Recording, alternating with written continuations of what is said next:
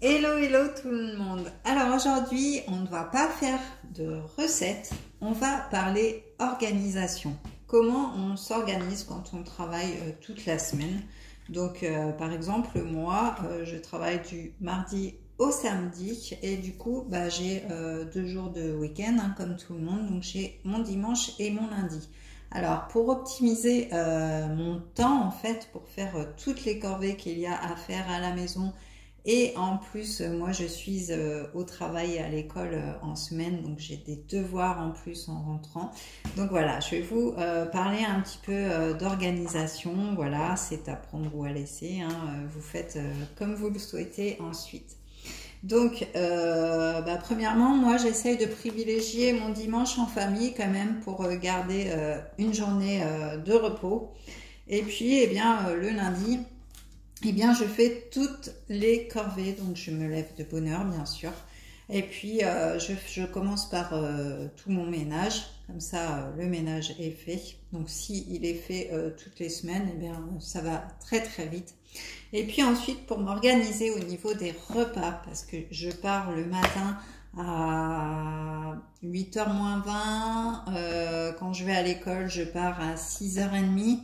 Et je reviens le soir qu'à 20h15. Donc, en plus, j'ai beaucoup de routes. Je fais 93 km pour aller au boulot et 104 pour aller à l'école.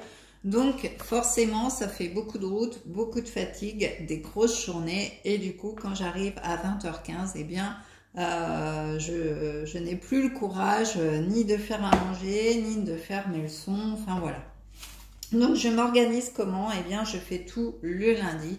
Et puis, je garde mes coupures au travail pour faire mes leçons. Comme ça, je suis organisée de partout. Donc, le lundi, je commence, comme je vous le disais, par le ménage. Et puis ensuite, je fais mon batch cooking comme ceci. Donc, vous voyez, là, j'ai préparé tous mes plats pour la semaine. Voilà, donc tout est frais, ma soupe pour ce soir, etc. Donc, voilà. Alors, comment s'organiser pour faire un batch cooking?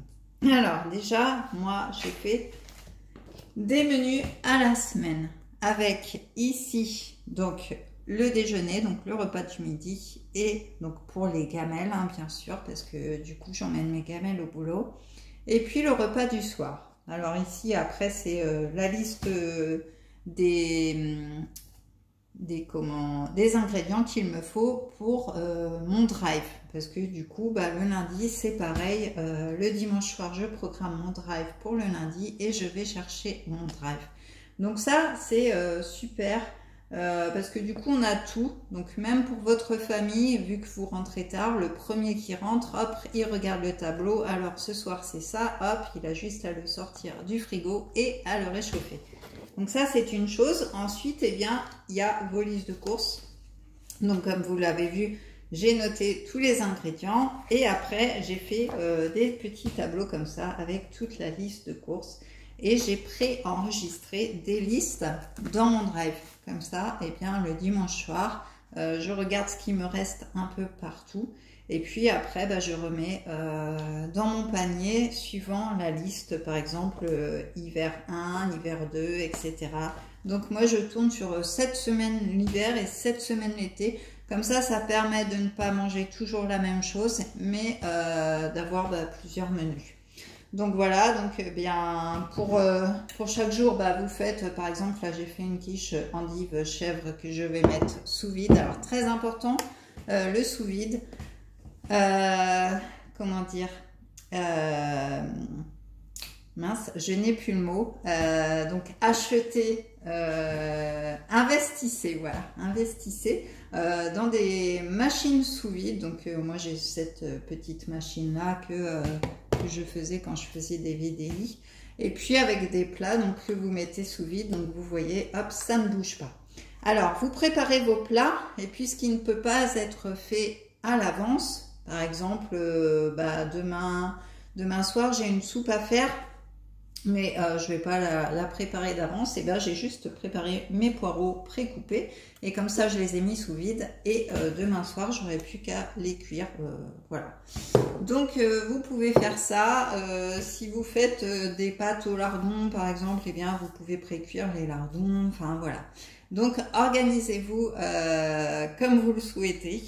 Voilà, je crois que j'ai fait le tour de ce que je voulais vous dire. Donc si vous avez des questions, eh bien n'hésitez pas à les mettre en commentaire, j'y répondrai volontiers.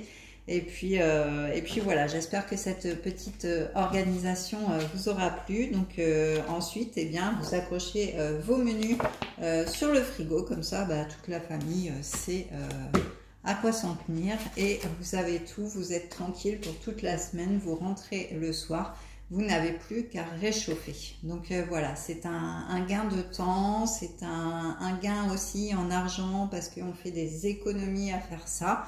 Et puis parce qu'après on regarde ce qui nous reste et puis voilà. Donc voilà le conseil du jour que je peux vous donner. Et vous pouvez aussi bien sûr sur votre frigo afficher aussi votre planning, comme ça si vous êtes plusieurs dans la famille, vous avez les plannings et du coup comme ça tout le monde sait ce qu'il en est. Donc voilà, j'espère que cette vidéo vous apportera beaucoup de choses et puis n'hésitez pas à liker, à commenter, à vous abonner et puis je vous dis au mois prochain pour une nouvelle vidéo. Bye bye.